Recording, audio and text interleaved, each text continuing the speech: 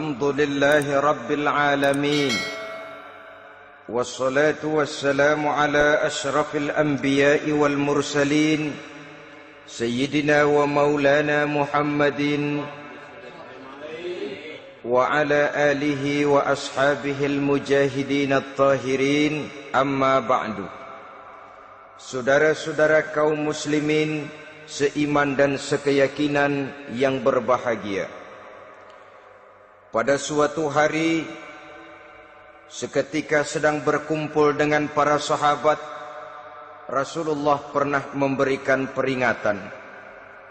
Beliau bersabda, yushiku an tada'a alaikumul umamu kama tada'al akalatu ala qas'atiha. Pada suatu saat nanti akan datang di tengah-tengah kamu, wahai umat Islam, di mana orang-orang lain di sekeliling kamu akan bersatu mengerubungi kamu seperti bersatunya orang-orang mengerubungi makanan di atas meja hidangan. Akan datang satu saat nanti di mana kondisimu dikepung sedemikian rupa, yang barat mau menerkam, yang timur mau menghantam, yang selatan mau menginjak-injak, yang utara pun akan menjelajah. Kondisimu seperti makanan di atas meja hidangan. Sebagian sahabat merasa heran dan terkejut, lalu mereka bertanya, amin qillati nahnu yawma izin ya Rasulullah? Apakah jumlah kami pada waktu itu sedikit ya Rasul? Kami sampai dikepung sedemikian rupa? Beliau menjawab, bal antum yauma idzin katsir. Sama sekali tidak. Kamu tidak sedikit pada saat itu. Bahkan jumlahmu sangat banyak. Kamu adalah mayoritas. Walakinnakum ghusa'un ka ghusa'is sail. Tetapi keadaanmu saat itu persis seperti buih di lautan. Banyak tetapi centang perenang. Banyak tetapi tidak punya daya dan kekuatan. Banyak tapi dipermainkan gelombang lautan, dihempaskan ke tepian pantai tanpa punya makna dan arti. Kondisimu pada saat itu kuantitas yang tanpa kualitas, sehingga orang lain enak saja mengepung kamu. Akidahmu didangkalkan, dibanjiri dengan peradaban dan kebudayaan yang menjauhkan dari agama. Dari segi maksiat dan munkarat seluruhnya mengepung sampai kita melepaskan nilai-nilai Islam kita ini. Dan celakanya, sambung beliau, wal yanzi'anna fi qulubi aduwikumul mahabata minkum. Akan dicabut kehebatanmu di mata musuh-musuhmu, sehingga pada saat seperti itu orang lain memandangmu umat Islam enteng saja, remeh saja, tidak ada apa-apanya. Sudahlah, pokoknya umat Islam sikat saja. Umat Islam enteng, umat Islam kecil, umat Islam tidak ada apa-apanya. Alangkah ironinya, alangkah menyedihkannya, memilukan dan sekaligus memalukan. Umat yang mayoritas ini dipermainkan oleh yang minoritas. Umat yang jumlahnya terbesar, terbanyak, bahkan konon menurut catatan sampai 90%, tapi dipermainkan oleh mereka kelompok-kelompok kecil ini. Wal yakzifanna fi qulubikumul wahn. Pada saat itu di hatimu dicampakkanlah penyakit wahan. Sahabat kemudian bertanya, wa mal wahnu ya Rasulullah? Apakah penyakit wahan itu ya Rasul? Beliau menjawab, hubbud dunya wa karahiyatul maut. Penyakit wahan itu tidak lain hubbud dunya wa karahiyatul maut. Terlalu cinta kepada dunia dan terlalu takut kepada mati. Materialistis dan takut resiko. Dua penyakit inilah yang menyebabkan walaupun umat ini mayoritas, tapi dipermainkan oleh yang minoritas. Walaupun dia golongan terbesar, tapi nasibnya seperti makanan di atas meja makan. Dari segala macam penjuru mau menghantam dia. Saudara-saudara kaum muslimin yang berbahagia, ini merupakan analisa sosial bahwa pada suatu saat nanti akan terjadi di tengah-tengah umat di mana kita dihantam dan diserbu dari segala macam penjuru. Akidah didangkalkan, peradaban dan kebudayaan dirusak, makanan dan minuman diracuni, pakaian ditelanjangi dan lain sebagainya, sampai kita melepaskan nilai Islam yang kita cintai ini. Kondisi sosial ini satu saat akan datang kepada kita. Demikian analisa dan peringatan dari Rasulullah sallallahu alaihi wasallam. Marilah sekarang kita melihat, adalah benar bahwa di zaman sekarang kita insya Allah tidak akan mengalami perang Badar sehebat yang pernah dialami oleh Rasul dan para sahabatnya. Tetapi sesungguhnya perang yang kita hadapi di zaman sekarang ini tidak kalah hebatnya dengan perang Badar, tidak kurang dahsyatnya dengan perang Uhud, tidak kurang ngerinya dari perang Khandaq. Hanya saja yang kita hadapi sekarang ini bukan ujung pedang, bukan ujung tombak, bukan ujung panah. Yang kita hadapi sekarang ini adalah perang akidah, perang ideologi, perang mempertahankan keyakinan. Yang kalau kita kalah sekarang, kita memang masih beragama. Tetapi anak kita, cucu kita, generasi yang akan hidup 5, 10, 20, 30 tahun yang akan datang, wallahu a'lam bissawab. Islam, saudara-saudaraku, tidak mungkin hilang dari dunia.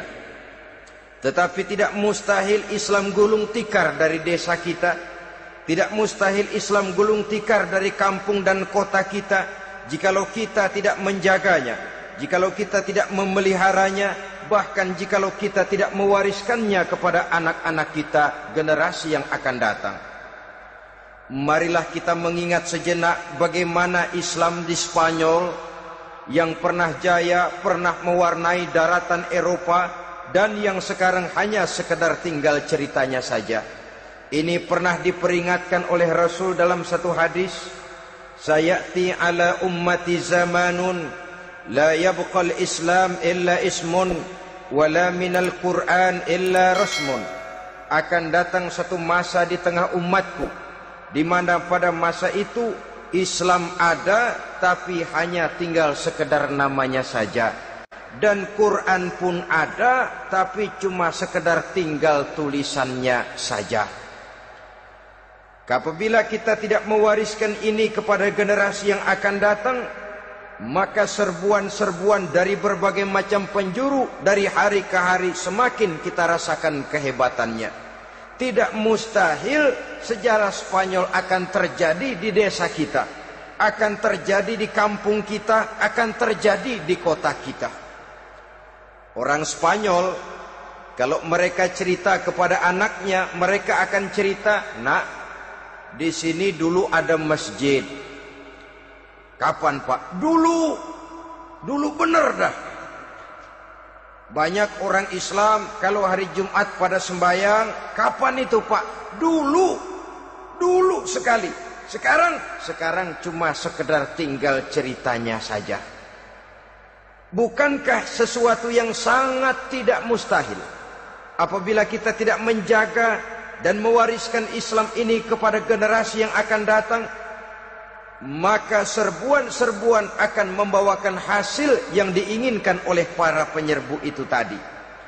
Kita sudah menjadi umat yang mayoritas, tetapi umat yang mayoritas ini menurut Rasul dikepung sedemikian rupa, akidahnya didangkalkan, peradaban dan kebudayaannya ditekan sedemikian rupa, kehidupan sosialnya dibuat individualis. Kemudian dari segi pergaulan, pakaian, makanan, minuman dan sebagainya diracuni, sampai dia tidak lagi berpegang teguh kepada agamanya. Dan dikala itu hilang kehebatan umat ini di mata musuh-musuhnya. Orang lain memandang kita ringan saja, enteng saja, satu umat yang sudah kehilangan wibawa. Padahal konon kabarnya kita mayoritas, tapi enak saja dikutak-kutik orang lain. Dan dikala itu di hati kita merajalela penyakit uahan. Penyakit uahan itu apa? Pertama, hubbud dunia, terlalu cinta kepada dunia. Terlalu cinta kepada dunia yang menyebabkan kita lupa. Lupa akan tanggung jawab dan kewajiban. Lupa meneruskan dan mewariskan Islam kepada generasi yang akan datang. Kita berlomba dan berlomba hanya untuk mengejar dunia dan seluruh isinya. Baik dia bernama material, baik dia bernama seksual, baik dia bernama pangkat, jabatan dan kedudukan. Berlomba-lomba kita di dalamnya sampai tercampaklah penyakit hubbud dunia di dalam hati ini. Berurat dan berakar dunia itu, sulit dan berat kita berpisah daripadanya. Akibatnya kemauan untuk berbuat demi dan atas nama agama sangat sulit terwujud di dalam kehidupan ini. Yang kedua, karahiyatul maut, terlalu takut kepada mati. Baik mati ajal, mati dalam artian yang sebenarnya, baik mati usahanya, baik mati karirnya, baik mati pangkat dan jabatannya. Sehingga dengan demikian akibatnya jatuhlah kita menjadi umat yang kehilangan wibawa di mata orang lain. Saudara-saudara kaum muslimin rahimakumullah. Saya katakan tadi, perang yang kita hadapi di zaman sekarang adalah perang akidah. Perang menghadapi peradaban dan kebudayaan yang menghancurkan moral daripada anak-anak kita. Perang menghadapi banjirnya maksiat dan munkarat. Yang di tengah-tengah itu, di samping berkewajiban menjaga diri dan keluarga, kita pun juga berkewajiban menjaga anak-anak kita, generasi yang akan datang. Mengarahkan dan mendidik mereka sesuai dengan yang dikehendaki oleh Allah Subhanahu wa ta'ala. Oleh sebab itu, pada pertemuan kali ini yang akan saya bicarakan ialah bagaimana idealnya seorang muslim lebih dahulu memberikan pendidikan kepada anak-anaknya. Di tengah satu situasi dan kondisi di mana serbuan datang silih berganti melanda dan menghantam umat Islam, kemana anak-anak kita ini harus kita arahkan? Karena kita orang tua mempunyai tanggung jawab. Anak adalah amanah, menyia-nyiakan amanah adalah dosa, dan dosa itu merupakan satu dosa yang besar. Bahkan orang tua bisa saja masuk neraka kalau tidak bertanggung jawab tentang anak-anaknya. Satu riwayat menjelaskan ada orang soleh, ngajinya cukup, solatnya cukup, puasanya cukup, zakatnya cukup, di mana ada majelis taklim hadir, baca Quran hobi, fitnah orang tidak pernah.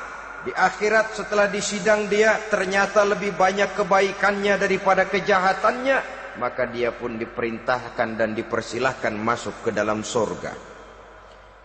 Giliran anaknya disidang, biang okem nih anak. Ditanya, siapa Tuhanmu? Tidak tahu. Siapa nabimu? Tenyaho. Apa kitabmu? Ora gelem. Kamu pernah sholat? Tidak. Zakat? Tidak. Puasa? Tidak. Judi? Hobi. Zina? Tiap malam. Mabuk? Berat. Wah, brengsek kamu. Kebaikan tidak ada barang sedikit pun, sementara kesalahan dan dosa berlipat ganda. Kamu neraka. Anak ini protes. Benar, saya tidak kenal siapa Tuhan saya. Saya tidak tahu siapa Nabi saya. Saya tidak tahu kitab suci dan kiblat saya. Saya tidak sholat, tidak zakat, tidak puasa. Tiap malam saya judi, saya zina, saya mabuk. Tapi saya kerjakan semua itu karena saya tidak tahu dan orang tua saya tidak pernah memberitahu saya. Dia enak-enakan hadir di majelis taklim, saya nyekek botol, didiemin saja. Dia enak-enakan baca Quran, saya zina, didiamkan saja.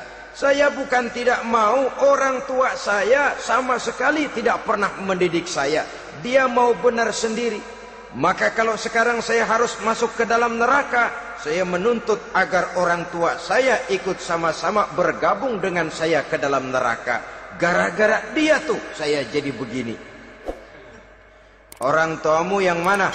Tuh, yang barusan mau ke surga. Ini orang tua yang sudah mau berangkat ke surga dipanggil. Sebentar dulu, Mas. Ini benar anak kamu? Iya, Pak. Waktu di dunia kamu tidak pernah ajarin dia ngaji? Sampai dia tidak kenal Tuhannya, tidak kenal nabinya, tidak kenal kiblat dan kitab sucinya? Iya, Pak. Dia tidak sholat, kamu diamkan saja. Dia tidak puasa, tidak zakat, kamu bersikap masa bodoh. Bahkan dia judi, dia zina, dia mabuk, kamu pun berdiam diri saja. Iya, Pak. Tahukah kamu bahwa anak ini adalah amanah? Menyia-nyiakan amanah artinya khianat, dan khianat adalah dosa yang sangat besar. Kamu tidak bertanggung jawab, maka kamu, anakmu gabung ke dalam neraka. Saudara-saudara kaum muslimin rahimakumullah, itu sebabnya Allah pesan benar-benar, ya ayyuhalladzina amanu qu anfusakum wa ahlikum nara. Hai orang-orang yang beriman, jaga dirimu dan keluargamu, istri, anak, orang-orang yang menjadi tanggung jawab dan kewajiban kita, jaga dan pelihara mereka dari api neraka. Saudara-saudara kaum muslimin, lalu kalau kita orang-orang tua yang hidup di zaman sekarang ini sudah sering beristighfar, mengurut dada, melihat situasi, membaca peta keadaan, konon tantangan yang akan dihadapi oleh anak-anak kita 15, 20, 25 tahun yang akan datang jauh lebih berat dari apa yang kita hadapi sekarang ini. Maka adalah wajar jika kita sebagai orang tua yang cinta kepada agama, cinta kepada anak-anak kita, berpikir untuk mewariskan nilai-nilai yang luhur ini kepada anak-anak kita generasi yang akan datang. Bagaimana pada mulanya kita harus mendidik mereka? Mari kita telusuri apa yang dicontohkan oleh Al-Quranul Karim. Orang-orang tua bijaksana yang diceritakan dalam Al-Quran, kalau sudah berpikir tentang anak-anaknya generasi yang akan datang, pendidikan pertama yang diberikan kepada anaknya ternyata adalah persoalan akidah. Nabi Ibrahim, pertanyaan yang paling merisaukan beliau buat anak cucunya ialah, ma ta'buduna min ba'di. Saudara bisa lihat surah Al-Baqarah ayat 133. Anak-anakku, kalau pada satu saat nanti aku, ayahmu ini sudah tidak ada lagi, meninggalkan kamu semua, meninggalkan kehidupan dunia ini, ma ta'buduna min ba'di, apa yang akan kamu sembah nak kalau ayah sudah tidak ada lagi? Jikalau ayahmu sekarang masih rajin ke masjid, melakukan rukuk dan sujud, i'tikaf dan membaca Quran, kalau satu saat ayahmu meninggalkan dunia ini, masihkah engkau mau ke dalam masjid? Masihkah engkau rukuk dan sujud? Masihkah engkau i'tikaf? Ma ta'buduna min ba'di, apa yang akan kamu sembah kalau aku ayahmu tidak ada lagi nak?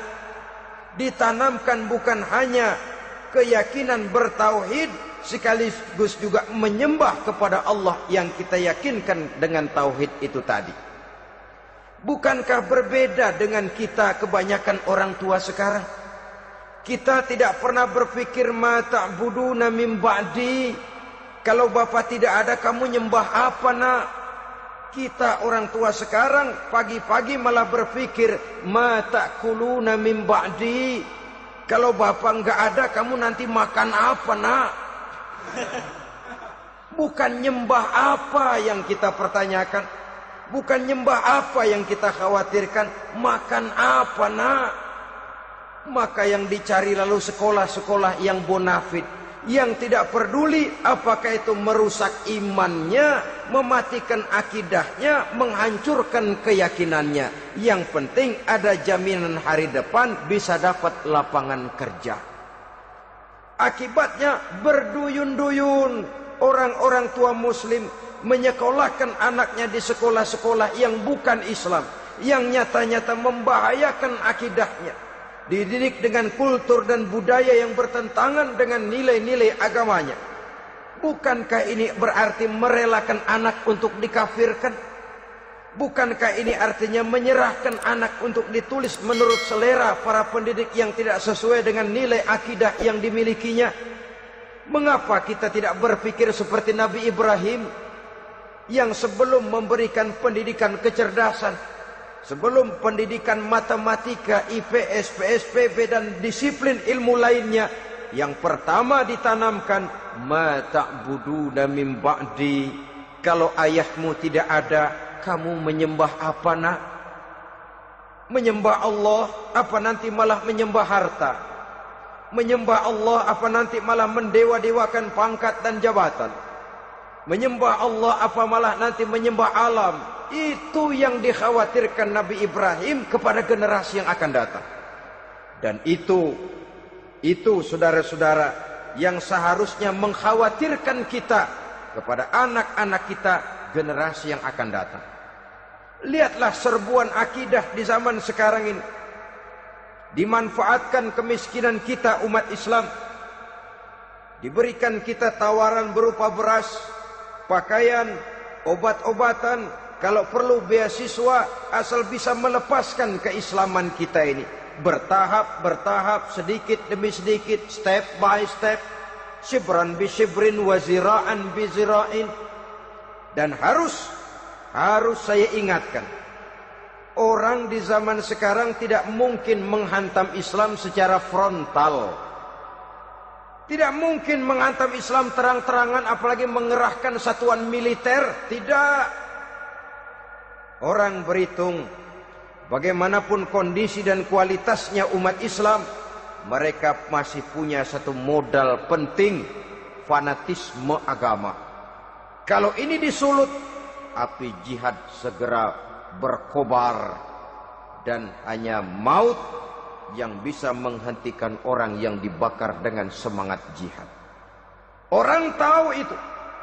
Betapa Uni Soviet kedodoran menghadapi mujahidin Afghanistan yang disulut oleh semangat jihad yang berkobar dengan persenjataan yang primitif ketimbang persenjataan Uni Soviet. Entah mereka pantang surut mundur ke belakang.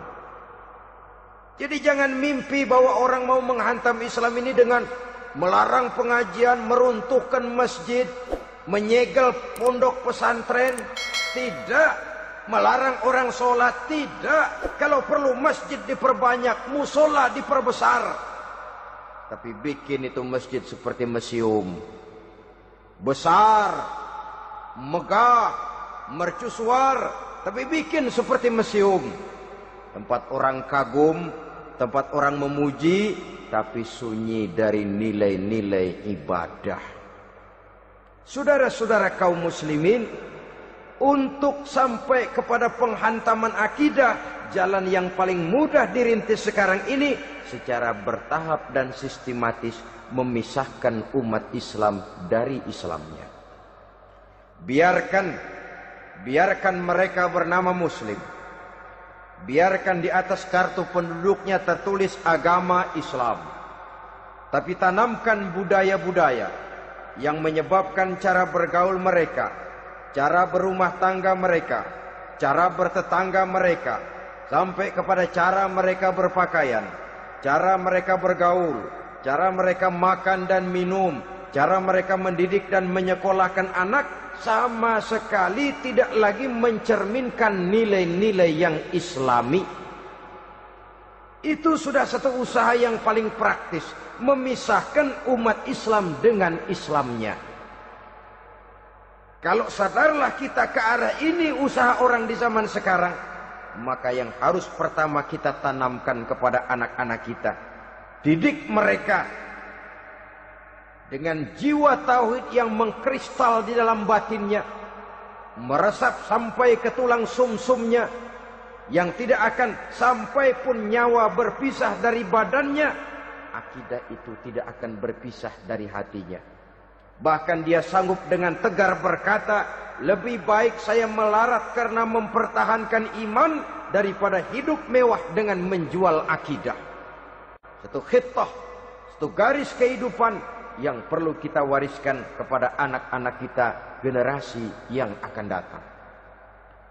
Dahulu ada satu tradisi, saudara-saudara.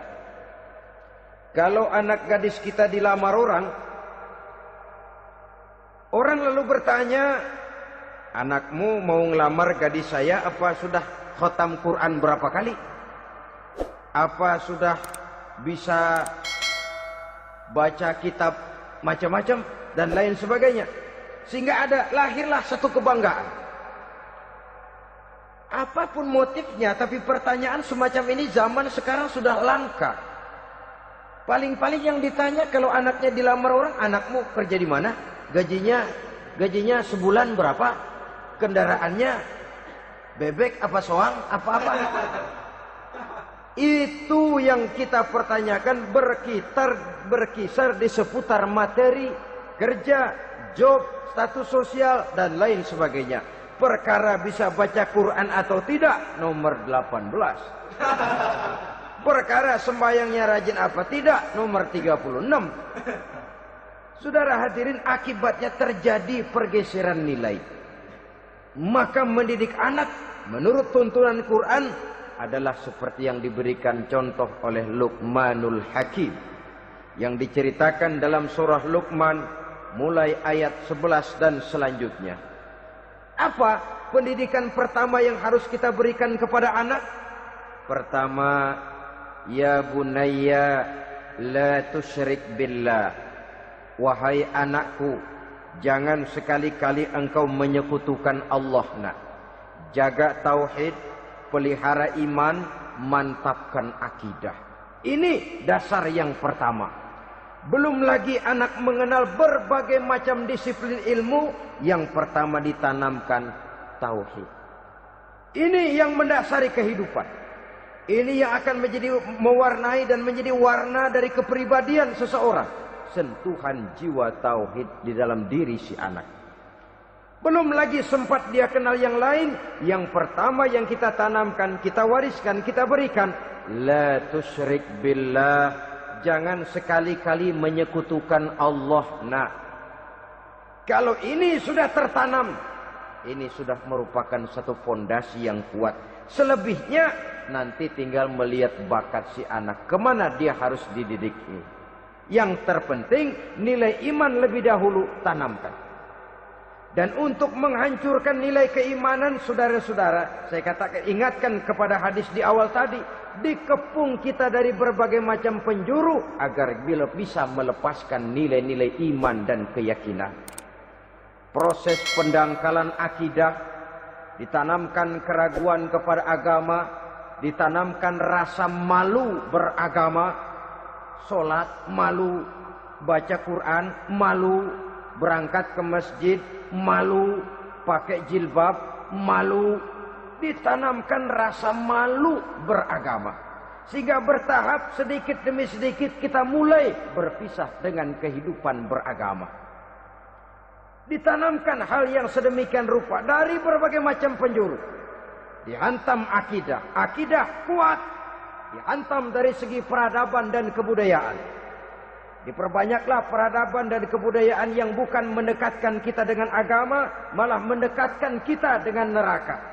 Menjauhkan kita dari agama, menjauhkan kita dari nilai-nilai luhur yang diwariskan oleh orang-orang tua kita terdahulu. Adalah kewajiban kita yang pertama, mendidik anak, menanamkan roh, jiwa, dan semangat tauhid di dalam diri mereka. Saudara-saudara kaum muslimin rahimakumullah, Kenapa kita lebih dahulukan menanamkan jiwa, roh dan semangat tauhid ini kepada anak-anak kita? Pertama, kita tidak hanya ingin sekedar mempunyai anak yang pintar, tetapi lebih daripada itu kita pun ingin mempunyai anak yang benar. Segala macam disiplin ilmu, segala macam bentuk penalaran ilmiah dan pengisian intelektualitas manusia mungkin di satu sisi akan membuat dia pintar, tapi di sisi lain belum tentu akan membuat dia benar. Nabi pernah memberikan peringatan, man izdada ilman walam yazdad huda lam yazdad minallahi illa bu'da. Orang yang hanya bertambah ilmu pengetahuannya tapi tidak bertambah hidayah dari Allah, tidak makin mantap keimanannya, maka seluruh nilai-nilai ilmunya hanya akan menjauhkan dia dari Allah Subhanahu wa taala. Dan adalah lebih merupakan azab daripada nikmat kalau kita diberikan ilmu pengetahuan yang hanya akan menyebabkan kita semakin jauh dari Allah Subhanahu wa taala. Yang kedua, sesungguhnya roh, jiwa dan semangat tauhid yang melekat dalam diri anak pada puncaknya akan melahirkan satu disiplin murni yang tumbuh dari dalam dirinya sendiri, di mana si anak dalam kehidupannya merasakan dimanapun dia berada, kemanapun dia pergi, ia selalu merasakan kehadiran Allah dekat dalam hidupnya. Ia sadar sesadar-sadarnya bahwa tidak ada satu perbuatan yang bagaimanapun kecilnya yang bisa disembunyikan dari kekuasaan Allah Subhanahu wa taala. Yang ketiga, dengan penanaman roh, jiwa dan semangat iman ini, maka diharapkan anak-anak nanti pada pertumbuhannya sanggup mengendalikan hawa nafsunya. Dengan kata lain, bahwa penanaman jiwa tauhid, penanaman roh dan semangat keimanan ini merupakan kondisi dasar yang harus dilakukan sebelum yang lain-lainnya. Kemudian pendidikan kedua yang diberikan oleh Al-Quran melalui contoh dan model dengan Luqmanul Hakim ini, setelah menanamkan tauhid, ditanamkanlah kepada si anak ini rasa hormat kepada orang tuanya. Wa wassaynal insana biwalidayhi, dan kami wasiatkan kepada manusia untuk berbakti kepada ibu bapaknya. Hamalathu ummuhu wahnan ala wahnin, karena ibunya telah mengandungnya dengan kepayahan di atas kepayahan. Maksudnya dengan kepayahan dan kelelahan yang berlipat ganda.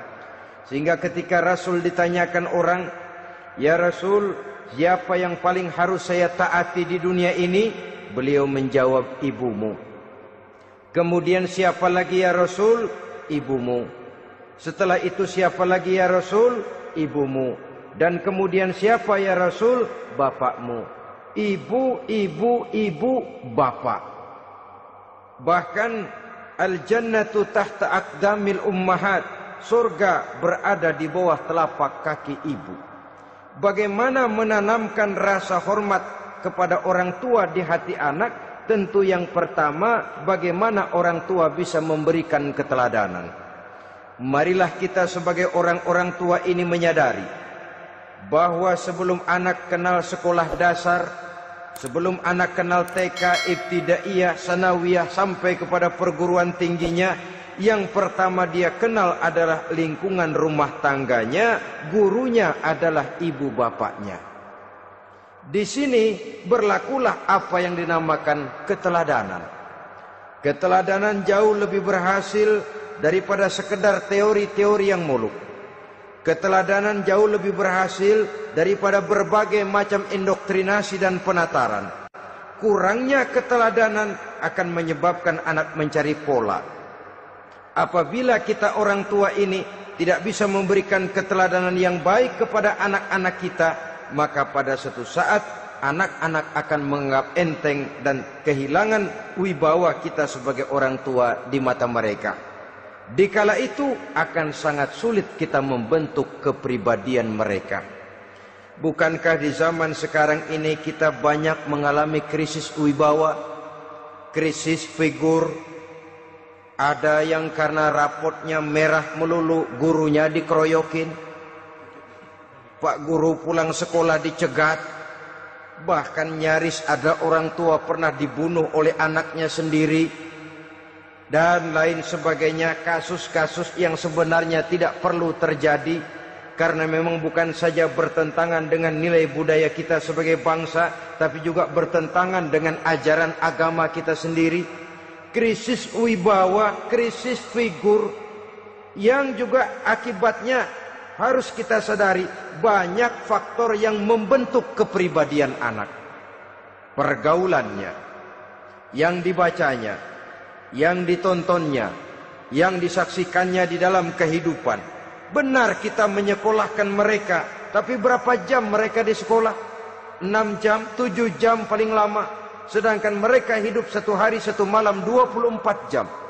Kalau cuma 7 jam di sekolah, ini berarti lebih banyak dia di luar sekolah. Dan di luar sekolah itu artinya ya rumah tangganya, ya temannya, ya lingkungan di mana dia tinggal, yang seluruhnya sangat besar pengaruhnya dalam ikut membentuk kepribadian anak-anak kita. Saya katakan tadi, di samping kita menghadapi perang akidah, kita pun berhadapan di dalam perang menghadapi peradaban dan kebudayaan yang bukan saja menjauhkan kita dari agama, tetapi sanggup menghancurkan moral daripada anak-anak kita. Secara pribadi, saudara-saudara, saya iri, saya kagum misalnya dengan kemajuan yang diperoleh oleh negara tetangga kita, Jepang misalnya. Padahal tahun 45 ia pun hancur lebur oleh meledaknya atom di Hiroshima dan Nagasaki. Tapi bagai satu tenaga raksasa kemudian Jepang bangkit menjadi satu negara superpower di Asia. Bahkan gurunya saja Amerika sekarang ini kewalahan menghadapi perang dagang dengan Jepang ini. Dan yang menarik, Jepang bisa maju dan modern dengan tetap menjadi Jepang, tanpa harus kehilangan identitasnya sebagai satu bangsa, tanpa harus kehilangan kepribadiannya sebagai satu bangsa. Sebagai negara yang sedang berkembang, kita sering latah. Kita ingin meniru Barat, tapi bukan teknologinya, westernisasinya yang kita tiru. Bukan isinya, kulitnya yang kita ambil. Akibatnya apa? Modernnya belum, orangnya sudah Barat. Bergaulnya sudah cara Barat, berumah tangganya sudah cara Barat, berpakaiannya sudah cara Barat, mendidik anaknya sudah cara Barat. Di mana ketemu orang tua cukup hello daddy. Kulitnya kita ambil, sementara isinya kita campakkan. Ironi dan menyedihkan. Padahal kita sesungguhnya bisa maju dan modern, bisa mengejar segala ketinggalan dan keterbelakangan kita, dengan tetap menjaga nilai-nilai luhur budaya kita sebagai satu bangsa, mengambil isinya, dan kalau memang tidak perlu, lalu mencampakkan kulitnya. Pengaruh peradaban dan kebudayaan yang menghancurkan moral daripada anak-anak kita oleh pesatnya arus teknologi, oleh pesatnya arus komunikasi, di mana hal-hal yang terjadi di belahan dunia lain dapat kita saksikan hari ini juga melalui layar televisi. Yang terjadi di Amerika, di Eropa, di Afrika, di ujung dunia yang paling ujung sekalipun, di ujung dunia yang paling ujung, hari ini kejadian, hari ini sudah bisa kita saksikan. Pesatnya arus komunikasi, kalau jatuh ke tangan anak-anak kita yang belum mempunyai filter, daya saring positif, akan dicerna oleh mereka tanpa memilah dan memilih. Akibatnya orang kampung bilang kelolodan. Makan nggak dikunyah lagi, tentu saja akhirnya kelolodan. Dan kalau sudah kelolodan, menyusahkan kita seluruhnya. Oleh karena itu budaya menghormati orang tua perlu dijaga, perlu dipelihara dan diwariskan kepada anak-anak kita. tali silaturahmi sehingga ada respeknya kepada orang tuanya. Jangan bapaknya dianggap CS, ibunya dianggap CS, kakeknya dianggap CS. Hilang rasa respek, hilang rasa menghormati. Sementara orang tua sendiri tidak bisa memberikan keteladanan, kurang mendapat perhatian dan lain sebagainya. Apalagi kalau baik ibu maupun bapak adalah orang-orang karier yang setiap hari sibuk menghadapi tugas masing-masing. Bapak sibuk rapat, pindah kantor sana kantor sini, ibu sibuk arisan, besarlah anak-anak di tangan pembantu dan lain sebagainya, sehingga dia merasa kurang mendapat perhatian, dan ini akan ikut membentuk warna dari kepribadian yang dimilikinya. Sampai kepada pelosok-pelosok desa, jaringan televisi memang menguntungkan. Tapi kalau sudah sampai kepada menayangkan budaya-budaya yang tidak sesuai dengan pola di mana mereka tinggal, pola lingkungannya, dan ingin mereka terapkan dalam kehidupan, ironi dan menyedihkan. Maka sering dikatakan, jikalau ABRI masuk desa, rakyat beruntung. Jikalau listrik masuk desa, rumah jadi terang. Jikalau koran masuk desa, rakyat jadi cerdas. Jikalau hakim masuk desa, rakyat lalu sadar hukum. Tapi jikalau maksiat dan munkarat masuk desa, minuman keras masuk desa, judi masuk desa, pelacuran masuk desa, rakyat tentu kiamat. Dan kita harus punya budaya untuk memilah dan memilih, mempunyai filter untuk jadi daya saring positif. Oleh karena itu, saudara-saudara, tahap kedua setelah menanamkan jiwa tauhid kepada anak, tanamkan rasa hormat kepada orang tuanya. Orang tua itu ibu bapaknya, orang tua itu guru-gurunya yang mengajarkan dia, atau yang dianggap tua yang lebih senior dari dia. Karena tidak ada satu peradaban yang berdiri sendiri. Bagaimanapun maju dan modernnya kita sekarang, tentu merupakan mata rantai yang berkaitan dari generasi terdahulu. Ini yang kedua. Setelah tauhid, berbakti kepada ibu dan bapak. Tidak ada satu kebahagiaan yang bisa ditegakkan di dunia ini tanpa doa, tanpa restu daripada ibu dan bapak. Ini keramat hidup. Doanya dikabul Allah dan kutubnya juga dikabul oleh Allah Subhanahu wa ta'ala. Jadi mendidik anak setelah menanamkan jiwa tauhid, menanamkan rasa hormat dan taat berbakti kepada ibu bapaknya. Itu yang kedua. Kemudian yang ketiga, melalui model Luqman, Quran mendorong kita untuk mendidik anak, menanamkan etika otonom. Apa itu? Ya bunayya, innaha in takum mithqala habbatin min khardalin fatakun fi sakhratin aw fis samawati aw fil ardi ya'ti bihallah. Wahai anakku, sesungguhnya kalau ada satu kebaikan yang kamu kerjakan, kecil, tidak nampak oleh pandangan mata yang zahir, yang kecil itu tersembunyi di puncak langit, di dasar bumi yang paling dalam, atau di tengah batu hitam sekalipun, Allah pasti mengetahuinya dan pasti akan memberikan balasan yang seadil-adilnya. Pendidikan apa ini? Pendidikan moral, menanamkan etika otonom. Nah, kau berbuat baik jangan karena dilihat orang. Kau tidak mau melakukan kejahatan jangan cuma karena ada polisi. Kalau ada polisi kau tidak mau jahat, kucing juga begitu. Coba lihat kucing, taruh ikan asin di piring kaleng, tongkrongin. Aduh, kucing kalem, sopan, tenang. Sedikit kita lengah, habis ikan digarap. Tapi ditanamkan satu kesadaran, kemanapun kau pergi, apapun yang kau kerjakan, tersembunyi di tengah batu, di dasar bumi, di puncak langit, Allah pasti tahu.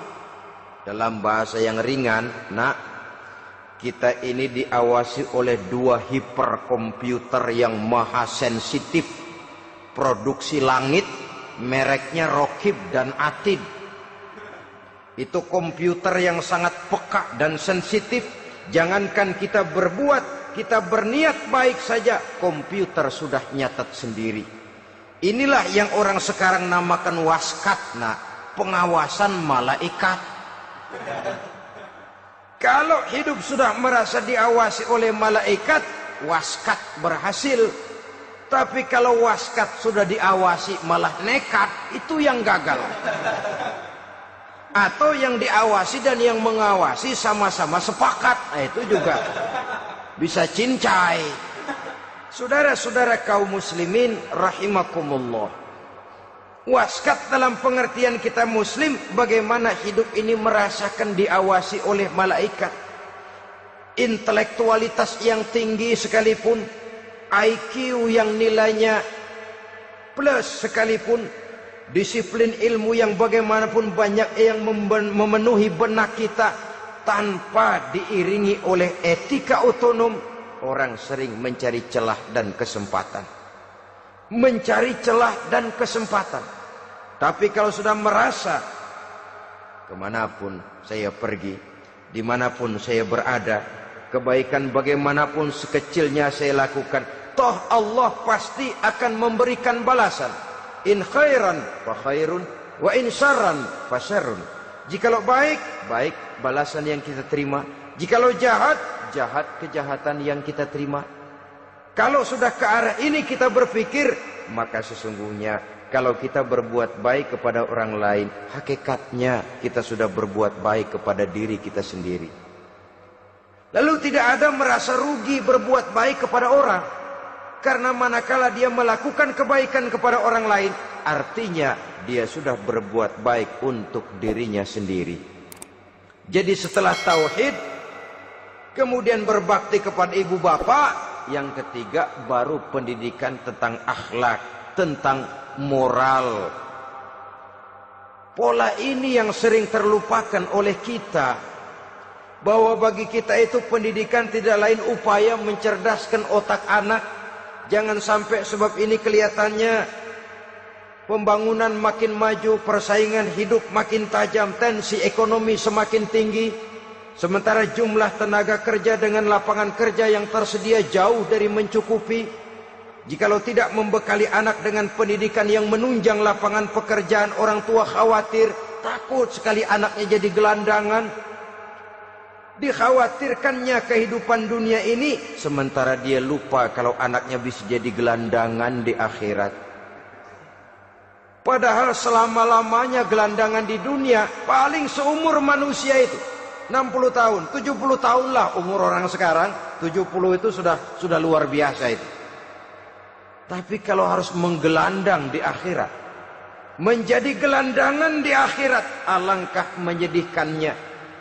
Apakah akan kita korbankan satu kehidupan yang langgeng, abadi, cuma karena tertipu oleh fata morgana dan kamuflase? Kita korbankan yang sedikit, kita korbankan yang besar karena kita memilih yang sedikit. Dalam bahasa Al-Quran memang pernah diceritakan hidup ini hakikatnya perlombaan, saudara-saudara. Perlombaan. Dan di dalam perlombaan itu ada yang menang, ada yang kalah.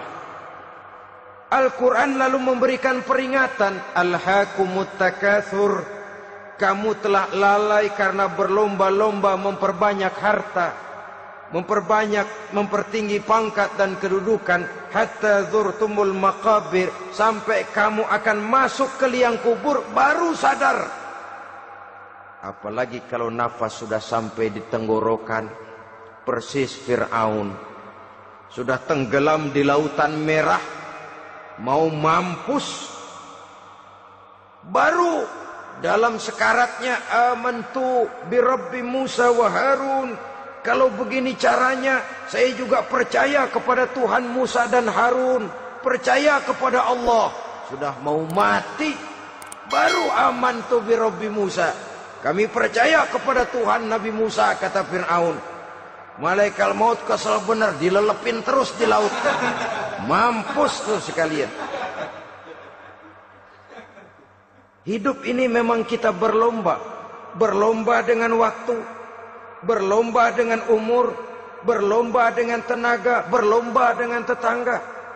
Yang jangankan kita sampai mundur, berhenti saja sejenak, kita akan ditinggalkan oleh yang lain. Tiada kata mundur, bahkan tiada kata berhenti. Sekali kita melangkah, melangkahlah terus. Tapi berlombalah seperti yang dikehendaki Quran. Fastabiqul khairat. Berlomba-lombalah di dalam kebajikan. Jangan berlomba-lomba di dalam kemaksiatan, kemunkaran, kejahatan. Berlombalah dalam urusan kebaikan. Saudara-saudara kaum muslimin rahimakumullah. Tauhid, berbakti kepada ibu bapa, kemudian pendidikan tentang moral. Apabila pendidikan tentang moral sudah tertanam, barulah lihat bakat si anak. Kemana bakatnya? Anak saya kelihatannya dari kecil demennya main bedil-bedilan saja. Abri kali itu. Kirim ke Magelang, masukkan akabri. Tapi dengan syarat 3 itu tadi. Iman sudah tertanam, rasa bakti kepada ibu bapak sudah ada, dan punya nilai moral. Sehingga boleh jadi nanti dia menjadi jenderal yang beriman, yang berbakti kepada ibu bapaknya, dan punya moral yang tinggi. Kan lebih baik rakyat rendah tapi akhlaknya tinggi, daripada pejabat tinggi tapi moralnya rendah. Jauh lebih baik rakyat rendah punya moral tinggi ketimbang pejabat tinggi punya moral rendah. Nilai moral ini yang jadi ukuran dan barometer di masyarakat. Yang ini yang sering kita lupakan. Bahwa kehancuran satu bangsa dimanapun di dunia ini selalu dimulai dengan kehancuran moral daripada bangsa itu sendiri. Sekarang membina nilai moral ini berat. Gadis kita, remaja, putri, diberikan pakaian jilbab, mungkin dia sendiri masih setengah-setengah, ditambah lagi oleh ledekan temennya. Jilbab lah kuno. Bau sorga lah, bau masjid lah, bau menyan lah. Ditanamkan rasa malu untuk hidup dekat dengan agama. Kalau moral semacam ini sudah tertanam, sedikit demi sedikit kita mulai mengucapkan selamat tinggal kepada agama. Dan kemalangan apa yang lebih malang kalau kita sudah jauh dari agama ini? Bukankah Islam telah menyelamatkan manusia dari penyakit jahiliyah dan membawanya kepada satu kehidupan yang maju dan modern? Kalau kita tinggalkan Islam ini, bukankah artinya kita akan kembali kepada satu zaman jahiliyah? Hanya saja jahiliyah itu berada di abad modern. Versinya tentu lebih modern. Kalau zaman jahiliyah dulu mabuknya pakai arak, zaman sekarang sudah macam-macam orang bisa mabuk. Kalau zaman jahiliyah dulu anak perempuan dikubur hidup-hidup, zaman sekarang kadang-kadang belum sempat lahir ke dunia, malah sudah dibunuh lebih dahulu. Versinya saja yang berbeda. Kalau di zaman jahiliyah dahulu manusia menyembah batu yang bernama Latta, Uzza, Manat dan Hubal. Di zaman jahiliyah modern sekarang ini, orang sering menyembah kepala bagiannya, sering menyembah atasannya, sering menyembah komputer, sering menyembah teknologi modern yang lebih diyakininya daripada Allah sebagai keyakinan sentral di dalam hidupnya. Saudara-saudara kaum muslimin rahimakumullah. Jadi yang ketiga, nilai moral yang ditanamkan kepada anak-anak kita supaya dia bisa menghadapi tantangan-tantangan hidup yang semakin berat ini dengan tetap berpegang teguh kepada nilai-nilai moral yang diwarnai oleh jiwa keimanannya yang bersumber dari ajaran agamanya. 3. Kemudian yang keempat, barulah tatanan kehidupan sehari-hari. Apa kata Luqman? Ya bunayya aqimis shalah. Setelah bertauhid, berbakti kepada ibu bapa, punya nilai moral. Ya bunayya aqimis shalah. Nak, dirikan solat. Rumah tangga muslim. Anak berumur 7 tahun sudah berani meninggalkan solat. Kata Nabi, pukul. Bukan untuk menyakiti, untuk mendidik. Karena sayang kepada anak. Saudara-saudara, kita khawatir betul kepada anak. Kalau dia pulang dari sekolah, Buru-buru kita sebagai orang tua bertanya, sudah makan nak? Sudah istirahat nak? Tapi jarang kita sebagai orang tua melontarkan, sudah sholat nak? Bahkan kita bisa memberikan sugesti kepada anak. Nah, kalau kau naik kelas 1 sampai naik ke kelas 2, bapak beliin sepeda.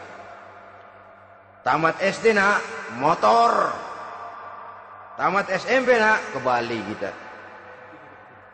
Tamat SMA nak, Singapura. Saudara-saudara, tapi kalau untuk urusan sholat misalnya, kita tidak pernah memberikan sugesti kepada anak-anak kita. Nah, kalau kau hafal Fatihah lengkap dengan artinya, bapak beliin sepatu. Nah, kalau kau bisa sholat dengan baik, cukup syarat rukunnya, bapak beliin sepeda. Ada rangsangan, ada sugesti yang membuat anak lebih tergerak untuk hidup dalam suasana keagamaan. Ya bunayya aqimis sholat, nak dirikan sholat. Sebab ini sandaran vertikal yang paling langsung antara manusia dengan Tuhannya. Menyadari bahwa sepanjang yang bisa dilakukan oleh manusia hanyalah berusaha dan kepastian sepenuhnya ada di tangan Allah. Dengan sholat kepribadianmu diperteguh. Dengan sholat sandaran vertikalmu kepada Allah diperkuat. Dan pada waktunya nanti Al-Quran memberikan bimbingan, hendaklah minta tolong kepada Allah dengan sabar dan tetap mendirikan sholat. Ya bunayya aqimis sholat. Setelah itu, wa'mur bil ma'rufi wanha 'anil munkar. Tegaklah membina yang ma'ruf, tegaklah mencegah yang munkar. Ini sikap hidup sudah. Sholat tadi tugas hidup. Lalu sikap hidup tampil di tengah masyarakat, membina yang ma'ruf, mencegah yang munkar sesuai dengan kesanggupan masing-masing. Bukankah setiap kita kepingin punya anak yang bermanfaat, setidaknya bagi keluarganya, syukur kalau bisa bagi lingkungannya, bagi masyarakat, bangsa dan negaranya.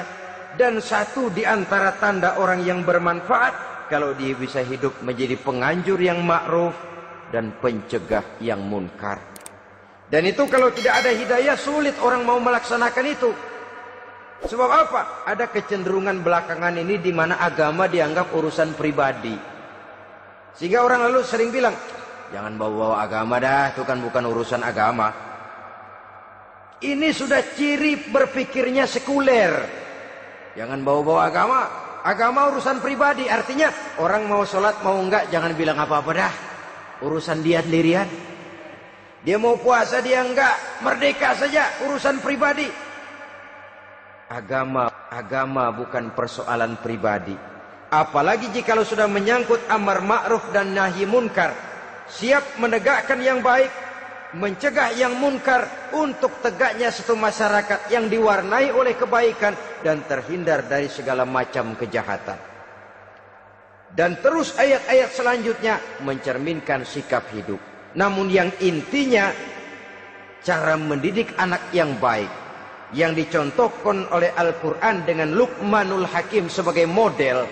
Pertama, tanamkan tauhid. Yang kedua, tanamkan rasa hormat dan berbakti kepada ibu bapaknya. Yang ketiga, tanamkan moral, nilai akhlak yang tinggi. Setelah itu yang keempat, biasakan hidup dalam suasana keagamaan. Kontrollah sholatnya, kontrollah baca Qur'annya, kontrollah puasanya di bulan Ramadan. Ajaklah anak-anak sholat berjamaah, sehingga dengan demikian dia terbiasa oleh satu suasana yang mendekatkan dia dengan nilai agamanya. Dari sana diharapkan nilai-nilai ilmu yang didapatnya dari bangku sekolah akan menciptakan keseimbangan dengan yang ditanamkan oleh orang tuanya dalam bentuk yang dijelaskan oleh surah Luqman itu tadi. Sehingga apabila keseimbangan ini terwujud, akan menjalin keseimbangan dalam pola berpikir, dan keseimbangan dalam pola berpikir akan melahirkan keseimbangan dalam perbuatannya. Terwujudlah kita harapkan insan yang fid dunya hasanah wa fil akhirati hasanah. Inilah harapan kita semua. Mudah-mudahan Allah memberikan kekuatan kepada kita untuk mewariskan nilai-nilai yang baik kepada generasi yang akan datang, sehingga esok harus lebih baik daripada hari ini, dan lusa harus lebih baik daripada hari esok. Terima kasih atas perhatian saudara. Mohon maaf atas segala kekurangan.